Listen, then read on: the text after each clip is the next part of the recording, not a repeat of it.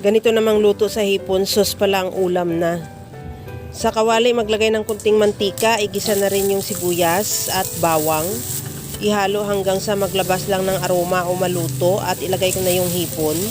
Ihalo lang din hanggang sa magkulay orange. Ilagay ko na rin yung brine ng mushroom at yung mushroom mismo. At ihalo lang ng bahagya at gagawa na ako ng sauce. Sa bowl, maglagay ng cream of mushroom.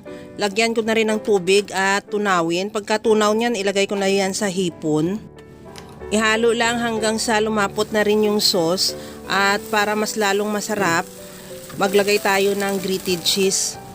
Ihalo lang din hanggang sa magmelt yung cheese at lagyan ko ng kunting paminta. At ready to serve na yan yung ating masarap na creamy shrimp with mushroom. Mga kalasa, huwag kalimutan mag-follow and thank you for watching. Bye-bye!